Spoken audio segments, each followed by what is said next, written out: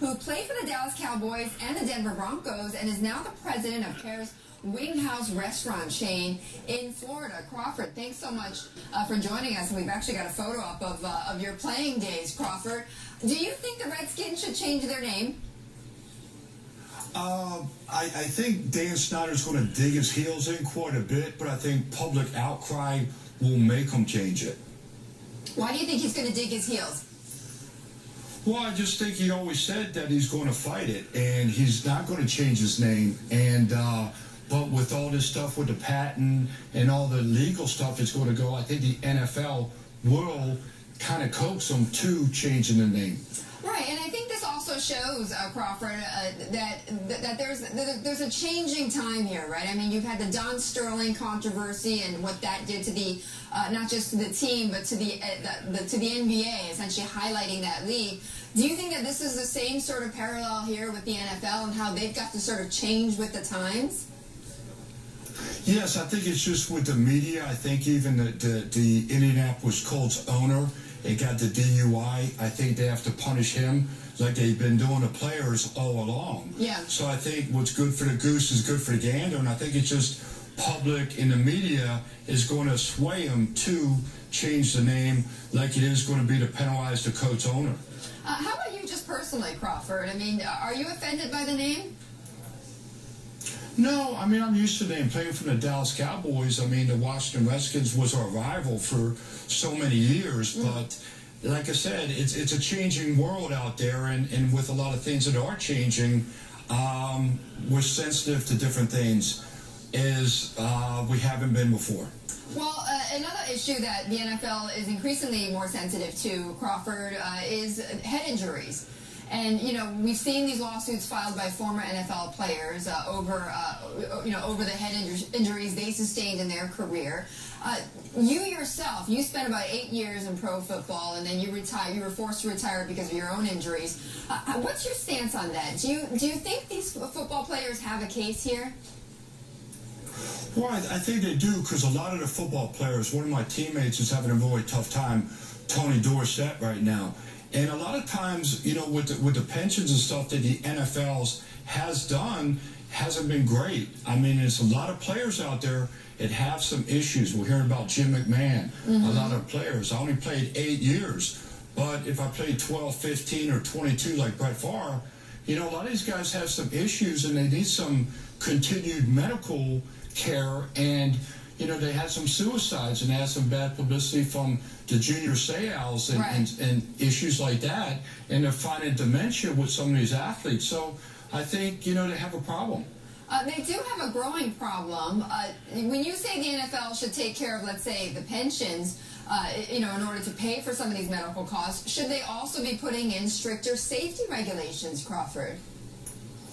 I think, you know, the NFL has always been a tough game. Football is a hard game, but, you know, the players are getting bigger, faster, and stronger, and it has to get a little safer, and I think the commissioner's trying to do that.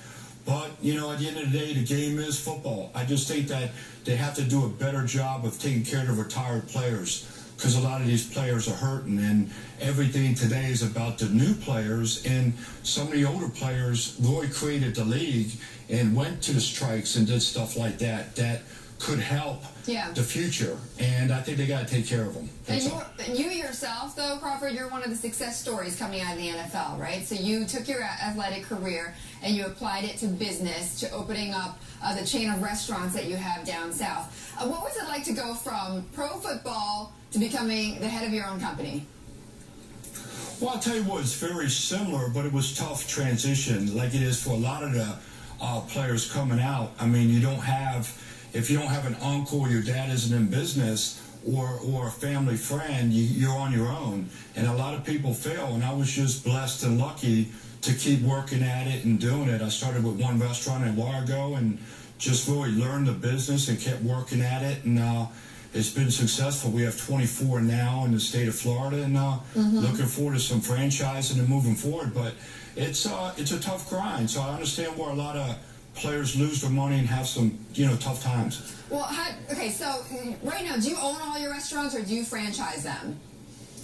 No, it's all corporate owned. Okay, all corporate owned. And you sell chicken wings. I'm looking at the menu. Chicken wings, wraps, salads. It's, you know, it's a place where guys like to go, right? And they want to sit there. Yeah, well, Betty, if you come down, I'd love to have you down here too. But you know, no, but it's a casual restaurant chain, a bar and grill, right. And it has, you know, finger food, wings, and salads. And you know, the biggest thing is to learn real estate and pick good locations and get great management. And you know, I've just been really out of football. I divorced football and I got into the restaurant business, and I haven't really looked back. Hardest part of this business.